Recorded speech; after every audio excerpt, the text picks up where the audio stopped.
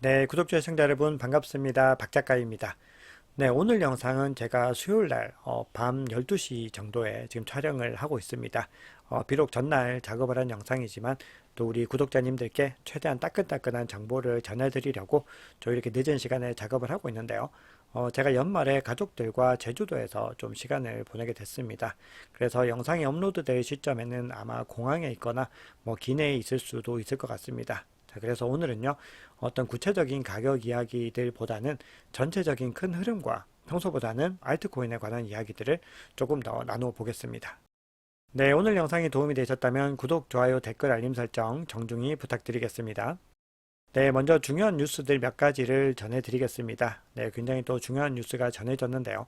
이 마이클 셀러 형님이 이끌고 있는 이 마이크로 스트래티지가 11월 30일부터 12월 26일까지 또 비트코인을 14,620개를 추가 매수했다라는 소식이 전해졌습니다.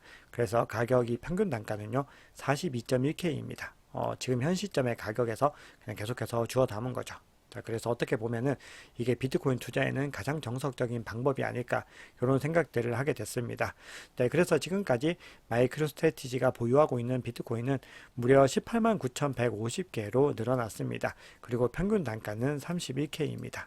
자, 어떻게 보면 평균 단가가 굉장히 낮지는 않죠. 자, 왜 그러냐면은 2021년도 굉장히 장이 좋았을 때부터 계속해서 이제 주워 담았기 때문에 이것들이 이제 평균 단가가 이렇게 맞춰진 부분들이 있습니다. 그래서 처음에 고점에서 굉장히 또 많이 매집을 했었다라는 거죠. 그런데 2022년에도 꾸준히 계속해서 매입을 해 나가면서 이 평균 단가를 계속해서 낮춰왔던 상황이라고 볼 수가 있습니다. 자, 그래서 이렇게 중요한 시점에서 마이크로 스트래티지가 추가 매입을 했다라고 하는 거는 여전히 우리가 비트코인을 매집하기에는 지금 현재 시점이 굉장히 좋은 구간이다라는 어떤 방증이 될 수도 있을 것 같습니다.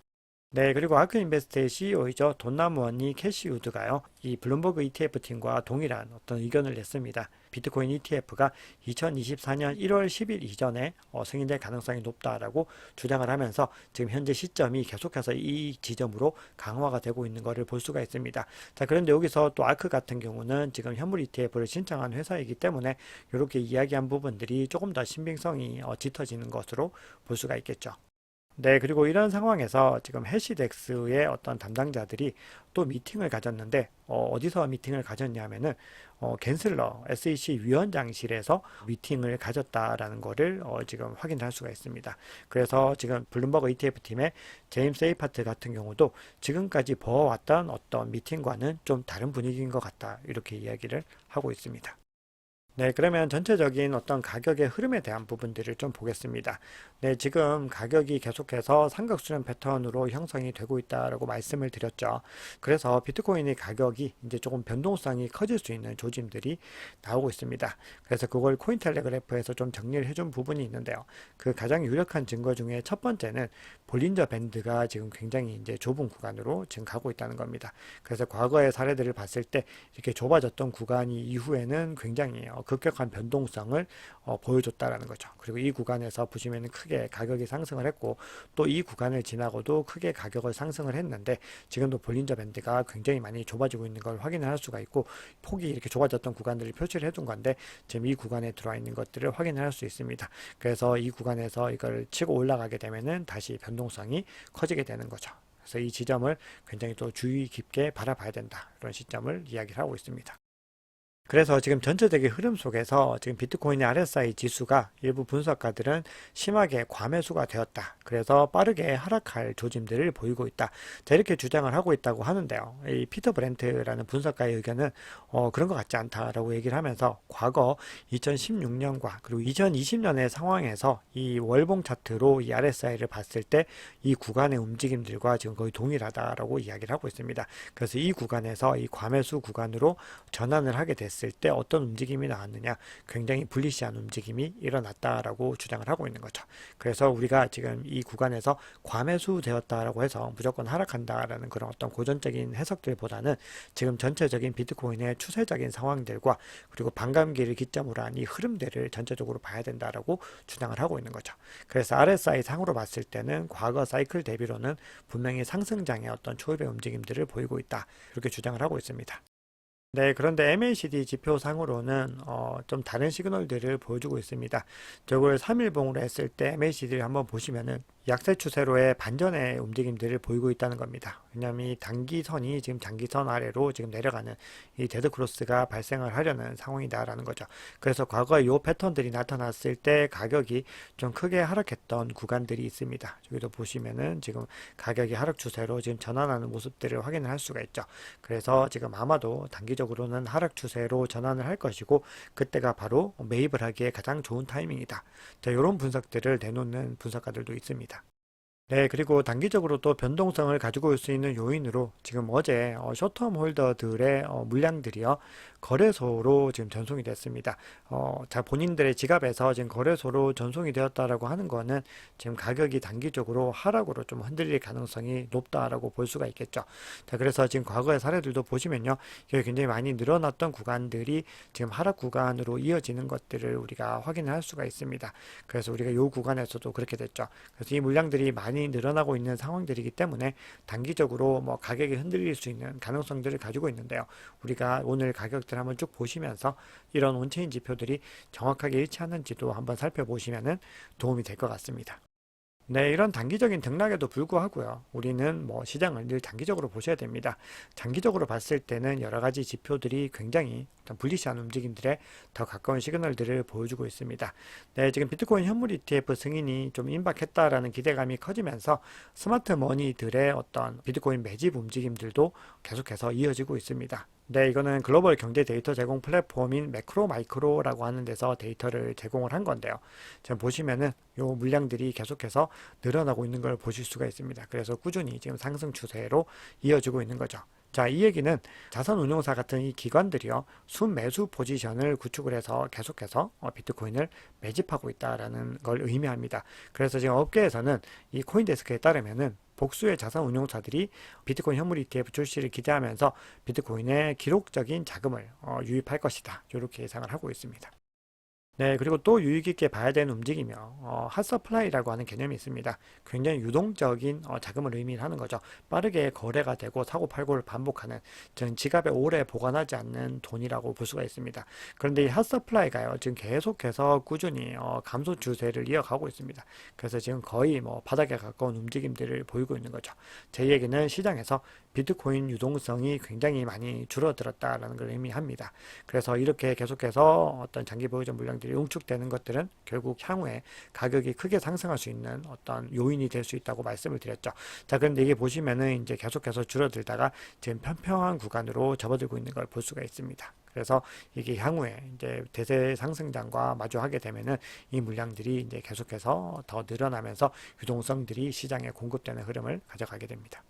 네, 그리고 먼슬리 차트로 봤을 때 차이킨 머니 플로우라고 하는 지표가 있습니다. 근데 이 지표가 지금 보시면은 지금 중요한 구간에서 이제 반전을 했습니다. 그래서 이 구간에서 과거에 반전하는 구간에서 다 어떤 움직임이 있었죠? 네, 바로 대세 상승장으로 진입을 했었다는 겁니다. 그래서 우리가 지금 단기적으로는 뭐 가격의 등락들이 계속해서 나타나고 조정들도 나타나고 뭐 갑자기 좀 오를 것 같으면 마운트 곡스가 갑자기 뭐 상환을 한다 그래서 떨어뜨리고 하지만 결국은 장기적인 추세 자체에서 먼슬리 차트까지로 확장해서 보면은 거의 많은 신호들이 지금 대세 상승장의 초입 신호들을 가리키고 있다는 거죠. 그래서 그거는 제가 지난 시황 영상들에서도 누누이 강조해서 말씀을 드린 부분입니다. 그래서 우리가 이 지점들을 잘 유의하셔가지고 투자 전략을 세우시면 굉장히 좋을 것 같습니다. 네, 그러면 지금부터는 알트코인 이야기들을 간단하게 해보겠습니다. 네, 지금 코인게코에서 올해 암호화폐 내러티브 순위를 측정을 했습니다. 그런데 올해 순위 1위가 인공지능이 차지했습니다. 네, 굉장히 AI라는 화두가 올해 굉장히 많이 주목을 받았었고 이게 암호화폐 시장에서도 굉장히 어떤 중요한 내러티브로 자리를 잡았다는 거죠. 자, 그리고 두 번째가 이제 게임입니다. 2022년이나 그 전보다는 조금 시들해졌다라고 생각을 했는데 올해도 굉장히 게임에 대한 내러티브들이 많이 웹 트래픽에서 집계가 된 걸로 나오고 있습니다. 자, 그런데 이제 중요한 게 요 세 번째 밈코인이 있습니다. 자, 이 밈코인이라고 하는 거는 우리가 장난식으로 발행을 하는 거죠. 사실 발행하는 그 당시에는 아무런 가치가 없는 코인이 맞습니다. 그래서 제가 디지털 에셋이라고 하는 매체, 유료 매체입니다. 여기에서 이제 칼럼을 기고를 했는데 거기에 민코인 투자법에 대한 어떤 칼럼을 제가 기고를 했는데 그때 드렸던 말씀이 뭐냐 하면은 이 민코인이 발행된 당시에 이 밈코인의 가치는요, 가치를 평가할 방법이 전혀 존재하지 않습니다. 그거는 그냥 커뮤니티적인 어떤 행위에 의해서 어떤 패턴을 가져갈 것인지가 결정이 되는 겁니다. 그러니까 내재 가치를 비롯해서 그 어떤 가치도 가지지 않는다라는 거죠. 근데 그렇다고 해서 우리가 밈코인을 무시할 수 있느냐 하면은 지금 굉장히 부각되고 있는 밈코인들이 많이 있고, 그리고 굉장히 좀 떠오르고 있는 밈코인들도 많이 있죠. 최근에는 이 봉크라고 하는 프로젝트도 많이 부각이 됐죠. 자, 근데 우리가 여기서 이 투자에 대한 관점들, 알트코인에 대한 시선들을 우리가 조금은 바꿔볼 필요가 있는 부분이 있습니다. 자, 이 밈코인이라고 하는 거는 결국은 순수하게 커뮤니티 기반으로 만들어지지만 이후에 굉장히 많은 사용성들이 생겨나게 될 가능성이 있습니다. 대표적으로 뭐 시바이누 코인을 보시면은 시바리움 같은 메인넷도 만들어지고 굉장히 많은 사용처들을 만들어내는 거죠. 도지 코인도 테슬라라든지 스페이스X와 결합을 해서 굉장히 결제 수단으로서 각광을 받게 된다라는 거거든요. 그래서 우리가 그런 관점으로 봤을 때 우리가 이 처음에 발행될 당시에 사용성이 없다고 해서 그냥 쓸모없는 것, 쓰레기 이렇게 봤을 때는 우리가 어떤 중요한 투자의 기회들을 좀 많이 놓칠 수 있는 부분들이 있습니다.